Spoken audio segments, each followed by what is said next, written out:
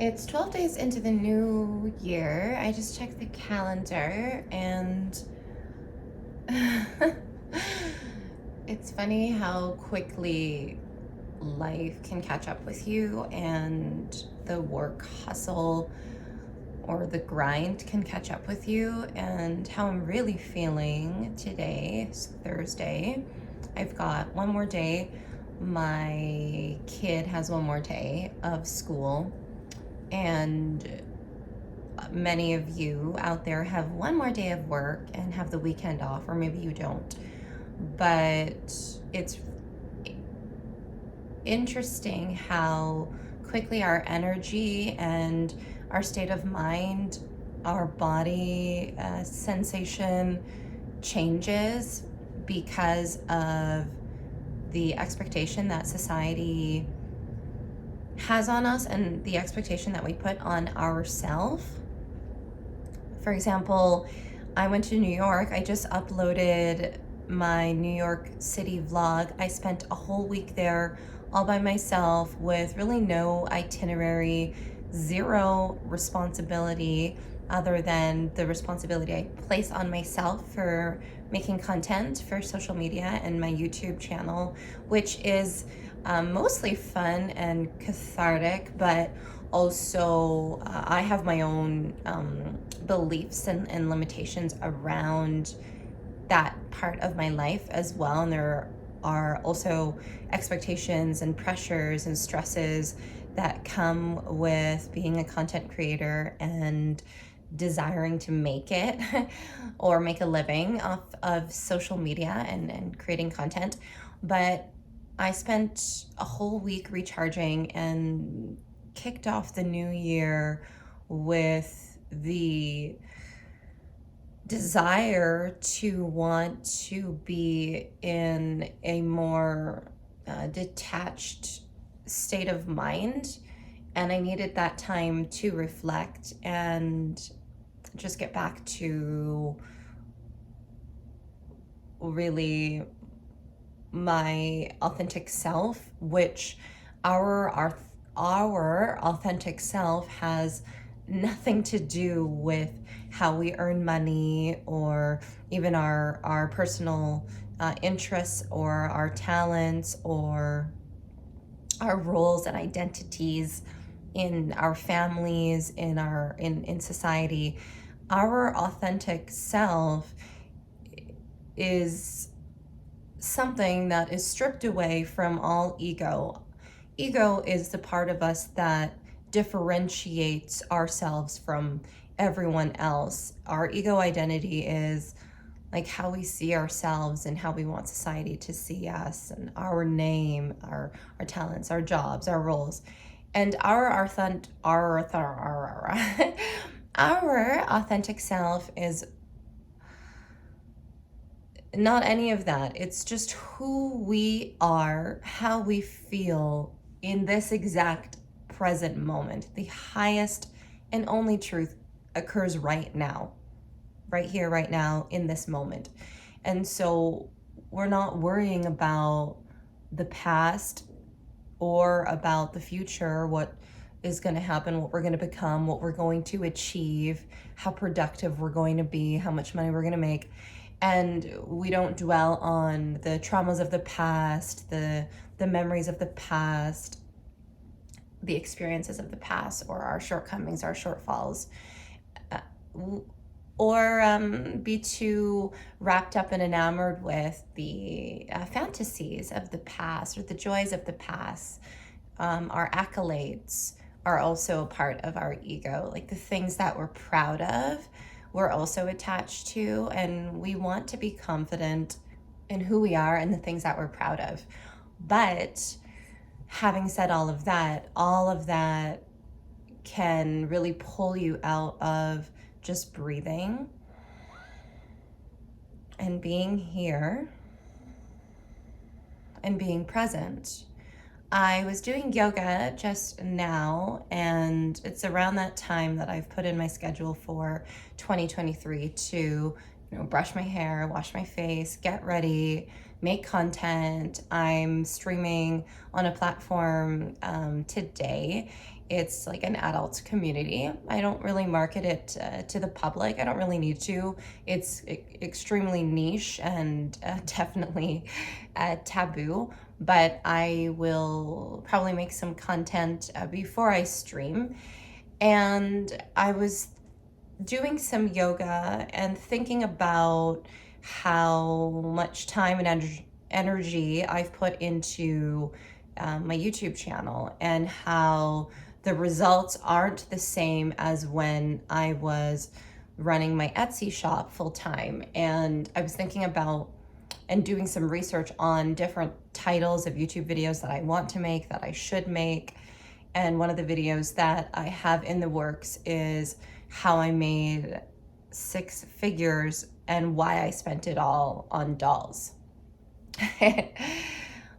That'll be an interesting video, because I thought for a while that, and I still low-key have this thought. I think we all have this thought. I think we all have this dream. We all have this desire that if I was filthy, stinking rich, that I wouldn't really have any issues or have any problems. But, you know, more money, more problems. And it from my experience, there is a truth in that. And it all depends on what your values are. It doesn't running this channel and having come from running a 6-figure business online, also having come from working like as a server, making minimum wage and tips, and also making $6 an hour teaching yoga at times. The diversity of all of that all now compiles into this knowingness that it doesn't matter how successful you are, how much money you make, or what it is that you're doing to be more productive, or if you're being less productive. What really truly matters is how you show up for yourself in each present moment, and how you circle back to love, appreciation, perspective, gratitude. And it all sounds so yoga and so hippy dippy, but we can very easily get wrapped up. We can very easily get wrapped up in our tiredness, our responsibilities, and then go into like a stressful or dark state of mind, or less than positive state of mind and state of being. And when we're sore, when we're tired, when we're overwhelmed with responsibility or thought process, it's even easier to go into those limiting belief systems. And just taking a deep breath, taking a step back, I wanted to jump on and film and record my state right now, because I realized I need to take a step back and just truly appreciate the first 12 days of this year. Now, Monday at the top of the week was the first day back at school for my 10-year-old. And we actually got up early. We had breakfast together. That was not the dynamic last year. Last year, I was rushedly waking up just before the time I needed to, rushedly making breakfast. He would eat breakfast. Sometimes he would eat breakfast in the car. I wouldn't have breakfast. I would just make my coffee, and then I would get like right to content creating, and I would get right to work and making TikToks and filming. And then I was working at the clubs late at night, and I was sleeping 4 hours a night. And when I was in New York, I told myself, this is not going to be the dynamic this year, because I need sleep. I think it was like the Facebook, Mark Zuckerberg, his sister, said that people usually only have 3 out of the 5 things, and the 5 things are like sleep, exercise, eating healthy, financial success, and like family, quality time with like our family and ourselves, like just quality time. And she said that something along the lines that we only have 3 out of the 5 things. And definitely I lacked sleep, and I felt that I lacked like exercise and nutrition. So I set a whole completely different schedule for myself. Tuesday, we also woke up early, and it was fantastic, and we felt really good. But then he was back at his instruments. I was back at work as well, streaming, making content. And then Wednesday came around yesterday, and we were both really tired in the morning. But I've been making breakfast for him and myself. We've been eating it together, so that's new. But I woke up this morning, I was doing yoga, and I was feeling so tired, and then I spiraled into this kind of like limiting belief pattern and semi-negative thought process, and just spinning so many thoughts on my life again, around my career, and feeling really tired and sore from going to the gym and training pole dance and making my choreography. And there's one more day in the week. So I had this expectation and attachment actually to this entire year just being a breeze. And now that I have this new schedule, everything's gonna run smoothly. Now that I'm not working at the clubs, I'm gonna go to sleep at a decent hour. But patterns are really hard to break, and they can take years and years to really reformat. And it doesn't have to happen overnight.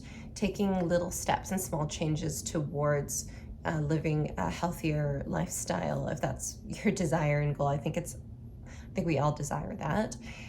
Just taking little steps, like writing out my schedule was one thing, and then just taking time to reflect as well. We can't just constantly go at the schedules that we've set up for ourselves. Also, having time alone, it's really easy to get wrapped up in the beliefs and feelings and thoughts of other people. I saw a palm reader in New York, and she told me that a lot of like people are super jealous of me and don't want me to succeed, and that I'm sensitive to that energy. And I take it all with a grain of salt. I read tarot, and when you work with the chakras and you work in yoga, you activate your third eye, and you plug into the collective consciousness, and you learn about your intuition and how to feel and strengthen that, and get just kind of a feel for your life, for the future. There are metaphysics involved, metaphysical science, which has been proven on many levels. And, I took what she said with a grain of salt, because at first I didn't think, oh no, like all my friends, like the very small group of friends that I have, I don't think that they feel that way. But again, when you are in this world with social media and live streams, and we're all just hyper communicating and connecting through these networks and through the ether, we can be susceptible to our environment and other people's thoughts. I truly believe that. So just having time away from all of that, it could be just you going to a different city, or you changing up your environment, like shifting around the things in your house, or just choosing to disconnect from like all people and really hone in on your own energy, your own self.